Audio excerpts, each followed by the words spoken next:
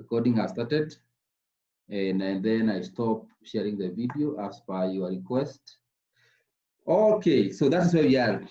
Last lecture, we were meant to cover this material, which is part of lecture 4. That includes line, service, and volume integrals. And again, as usual, I'm going to keep my chat open. Any person with a challenge, I think I should also open this one, and I put it on this side. And yeah, so that anybody you can chat. If you're on YouTube, you can follow. You can always write on the chat. I will be able to respond. And as well, if you are on the Zoom, you can always respond. I will be able to respond on the chat only. So try avoiding speaking because it will be hard for me to listen as well as speak. Okay, so line, service, and volume integrals was supposed to be covered last week, and I will try to go through it quickly now because I think we missed out to do that last week. Therefore, there are three concepts that we should get familiar with, that we are now saying that the familiar concept of integration will now be extended to cases in which the integral involves a vector. What we dealt with last time is the volume, differential volume, differential surface area, and differential length. That we are not going to go through them now. So what I'm saying is that after we did the differential length, differential surface, and differential volume, then we should also have covered the line, surface, and volume integrals.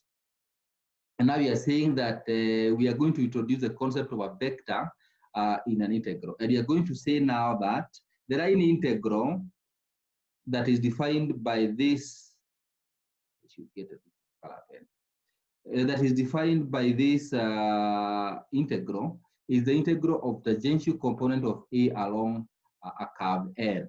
So assume you have, I think I have tried to do some sketching here. Assume this is your curve. This is your curve L, and you have a vector A in the direction. They are making an angle theta between the curve and your vector A. If you want to find the line integral between that is made by the vector A along the curve L, then we are saying that it is defined by this formula that says that the line integral A dot dl is the line integral of the tangential component along that point. And what you actually find out is that this is equivalent to the magnitude of A times cos theta, which of course the integral from point A, you can say this is your point A and this is your point B, and therefore the angle that it will make is going to be the curve or the length of the curve in the direction of the vector A. So that in few words is the line integral, and we'll see a more significant one when we as we proceed.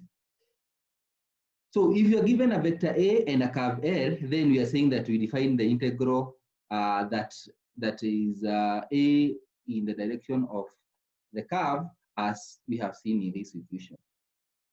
As the line integral A of A around L as shown in figure 3.9, we have figure 3.9 here now, and now we are talking about a path of vector field A. So this is now my vector field, and you want to follow this path.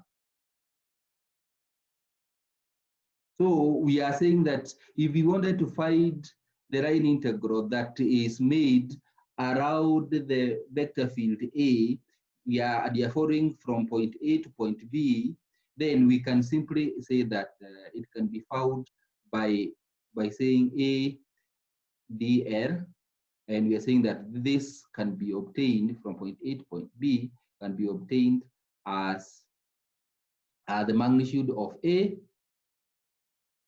then cos theta, and theta is the angle that the curve makes with the vector, and of course you integrate from point A to point B with respect to of course, with respect to the air. Anybody, I can hear some people who are writing to me. I don't normally respond to WhatsApp when I'm in class. So again, I will.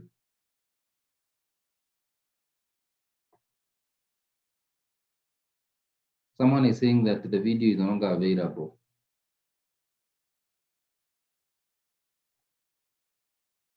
Okay. There is someone mentioning. Um,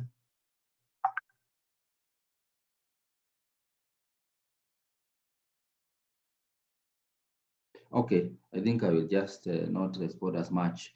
So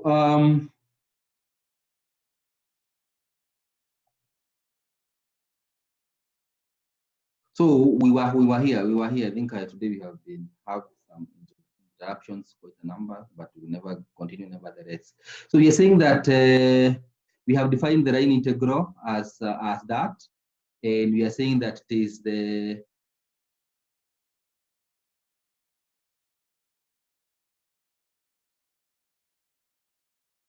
I think I want to make it just a bit easy. That if this is my vector field A, and I'm going along or the direction of the vector, then that the angle between the two will be 0. And if it is 0, then we know that cos of 0 will be equals to 1. Therefore, it will be the maximum. So we are saying that if the curve is making an angle of 90 with if this is my vector A, and this is my curve, my length of the curve along is following that direction. If it is making 90 degrees, then the cos of 90 will be 0, and that means that the line integral will simply be 0. So what we are saying is that the line integral is actually more of a projection of the curve along the vector, and we'll see that in more details. I don't want to really belabor that. We want to move on and say now that if the path of integration is a closed curve, now I think we are going to jump to figure 3.9 again and express this now as a closed path from point A, from point A to point B, then through C and back to A. That is the one we are going to consider now. And we are going to say now that if the path of integration is a closed curve, such as ABCA in figure 3.9, equation 311 above here becomes a closed contour integral. So we are introducing a new concept here that we are calling closed contour integral. And what you'll observe is that it stops being a plane integral along the length L, but rather it becomes a closed contour integral that is integrated, that is illustrated as that. So it still follows the same integration, but now we are saying that we introduce a closed curve integral. And there is something that it means. It is that closed contour integral is called the circulation of A around L. So we are asking ourselves, how much is our vector A? If you actually look at this figure, we are going to be asking ourselves, how much is this vector A is circulating around this curve L? A common example of line integral is the work done on a particle. We might ask ourselves if there is a particle that is going along this curve from point A, B, C, and back to A, and it is assume this is a vector field A that is positive, such that if this was a positive particle, consider this to be a positive particle A. There's a positive field that is here. It is being attracted on the other side. So the field is pointing towards from point A to point B. And we have this particle that is being rotated along the curve that have indicated from point A, B, and C. So in that event, we are asking ourselves how much work would be done as we rotate our particle, and yet it is experiencing some some repulsion from our field vector A. And we are saying that that will be the work that will be defined by the line, the contour or the cross contour integral. And we can simply express it in terms of the X, Y, and Z dimensions and simply sum up the three integrals. Just as this equation illustrates, that the work that would be done would be force times distance. If you remember that we normally say that work is equal to force times distance or times displacement gives you the work, or okay, more or less distance. So this is force in newtons times the length in meters. This is actually equivalent to work in joules. So we can actually be able to find out how much work is being done on a particle P that is being repelled, but yet it is not moving towards the field A. It is rotating around the field vector A. So that is generally the idea behind the crossed contour integral that we have just introduced. So therefore, without really wasting time, we are saying that we can be able to express it. We can be able to find that work by simply finding the crossed line integral that is defined as we have seen in that equation. So this is what we have said, that we would just define how much are we going towards the X direction, how much work have we done towards the Y direction, and how much work have we done towards the Z direction. Now given a vector field A, continuous in a region containing the smooth surface S, we define the surface integral or the flux of A through S. So we have now kind of finished with the line integral, and now we want to jump to the surface integral. And we are saying that we have a cross surface, or we have a smooth surface that is joined. If you actually consider that to be a surface, this is your surface. The surface is defined by a cross line integral. So we normally introduce those terms, and they are very significant. This is a crossed line integral, and now it makes an open surface. This open surface this could be any surface, like you have a paper that is surrounded by a circular path. Therefore, the surface of that paper is the one that we are going to be defining as a surface integral. Now we are saying that, or we are describing it as smooth surface, and now we want to find the surface integral over that surface. We are saying that we define the surface integral or the flux of vector A through that surface. So that is our next object of the objective. And we are saying that if you want to find the surface integral or the flux, you know, the flux is actually, we are going to find it is like, let me tell you this example. Now assume this surface is now crossing my vector here. So assume this is now my surface. This surface that I've drawn there, assume it is now the one that is surrounded by that crossed path. And therefore, we are saying that the vector field would be cutting through the surface. So I think that is quite clear, that this is my surface, it is cutting the field A. So the field is going towards that direction, but now the surface is like stopping it, it is meeting it along the way. Therefore, how much field will go through this surface? That is the question that we are asking ourselves. When we say the flux of A is how much flux is cutting through this cross surface. So I think without having said that, I definitely don't need to repeat myself over and over again. So that flux that is crossing through that surface is the one that we are saying we can now define as, this is, I think we normally call this one phi. Yes, call this one phi, this capital phi. So we are defining it as flux. So flux is symbolized with phi. If I'm wrong in this one, I told you sometimes it is easy to confuse the Greek symbols. If I am wrong in this one, you can always alert me and I will rectify.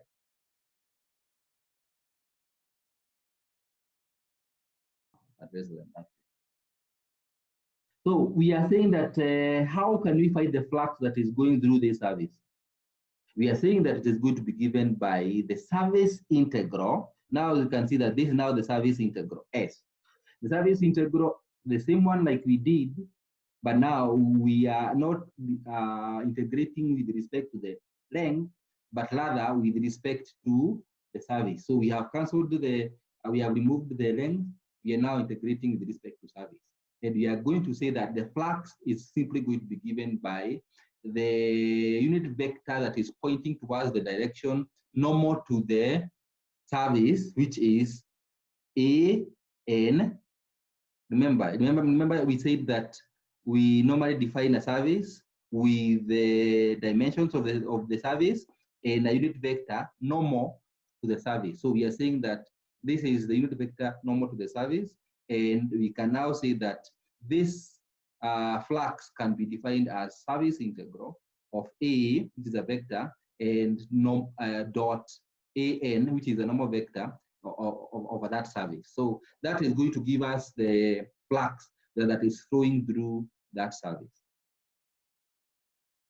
I hope that is clear. Again, if it is unclear, you can always comment and I will be able to respond.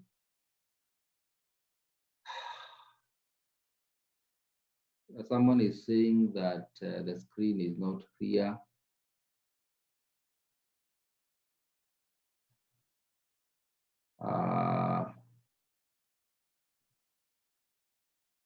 Okay.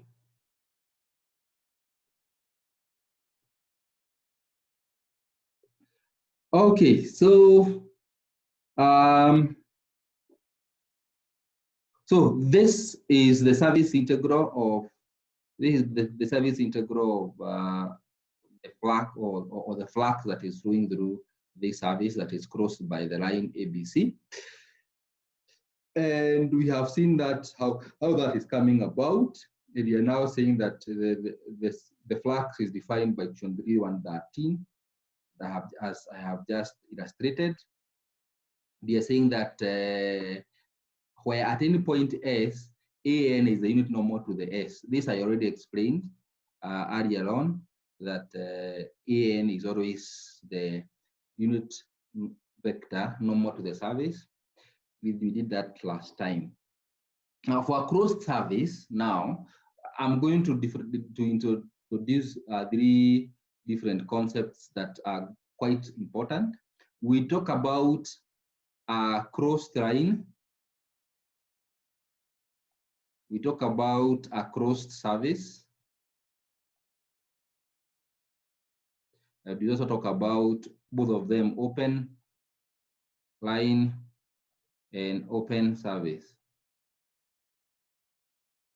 So when we talk about a closed line, it gives us an open service. That is rather straightforward, but I just need to be sure that you get that it is it's rather straightforward. That if you have an open service, I talk about an open sheet of paper. This is an open sheet of paper. It's a crossed line because these lines are crossed. They start at this point, go round, and then come back that point. Therefore, this is a crossed line, but it gives you an open service, this one. Therefore, this service is not open. It is not closed. It is not it's not like a cylinder that is closed, but therefore it's an open service. But then when you have a closed service is like that of a service of a sphere. I don't know how to draw that. I don't have to become an expert in drawing. All I'm saying is that if you have a sphere, the outside of the sphere is a closed service, that every part of that service is joined to each other, and therefore the service is closed. So we are saying that a closed service gives you a volume. Okay, so these are the ideas I wanted to mention, that a cross service gives you a volume, a crossed line gives you an open service, and therefore the open line is obviously the beginning, the first or the beginning point of that. So I guess that is that's a point I wanted to make sure I illustrate, because it's important. Okay, so I keep lapping the board so that I have a clear screen, lest you get confused all along. So now we have come across that time, this time, that's why I'm mentioning it, that for a cross service, now defining a volume, the flux becomes now slightly different. We have said that this one is a definition for open service. You can see the integral is just open. It is the integral is not open, it is not closed. But when we talk about a cross service, then we introduce the closed integral. So that is important, and you can trust that it simply does not mean the same. That this means different. One for them is open service, the other one is for closed service, and that is the only difference that you will find. And we are now saying that cross service is referred to as net outward flux of A. So net outward flux of A from the service. So now that we have a cross service, now I'm calling this one to be a sphere. If you have flux that is coming out of this, this volume, it is defined by phi. So this is my flux, defined by phi, and it is now called the outward flux of A, which is coming out from the service S. Notice that a crossed path defined, this is what I was trying to explain to you. A crossed path defines for you an open service, a cross service defined for you a closed volume, etc., etc. Whereas a cross service defines for you a volume. That is the point I was trying to illustrate, and I guess that point is now clear. Now, so what we have done so far is that we have defined the service integral, which is this one, and there are two of them. One of them is open service, the other one is closed service. And now we have also now defined the volume integral, which is defined as integral of a volume integral with respect, of course, of rho v with respect to v. And we are saying that is this equation 315 defines the volume integral of the scalar rho v over the volume v, and the rho v is what constitutes what is, or like if we were to express the physical meaning of the volume integral, we would try to see that how much material is inside this volume, and it is always a scalar. But when we ask ourselves the service integral, we ask out how much material is coming out and at what rate. So what example I want to give is the following: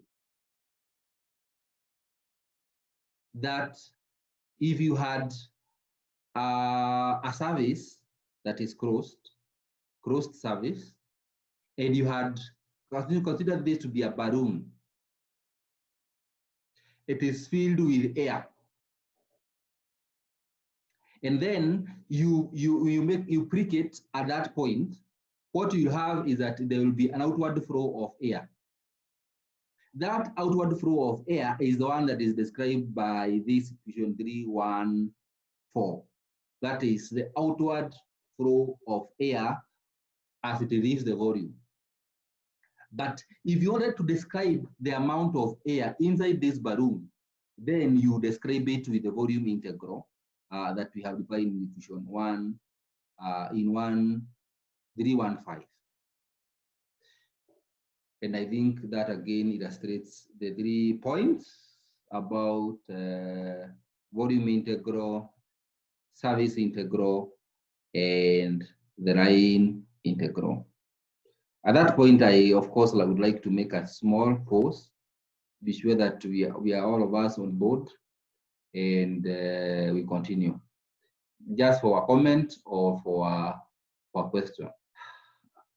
Hope there is no other comment. There's a comment here that is saying what? Let me see, just a second. So we can do an example just very quickly to be sure that we have got those concepts and you don't find them as very strange,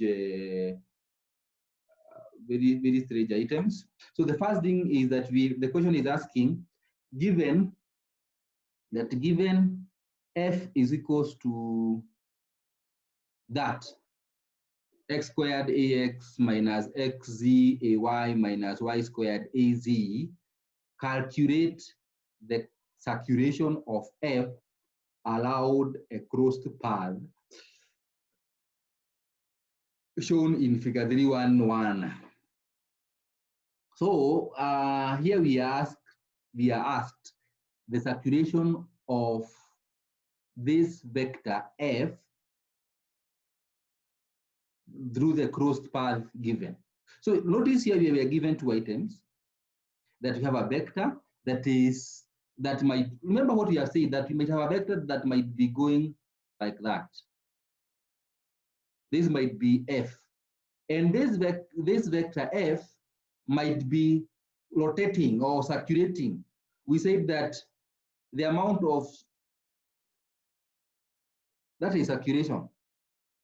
And vector might take this direction. It might not be necessarily be a straight line that you are used to. And this is a vector A that is pointing towards that direction. If this is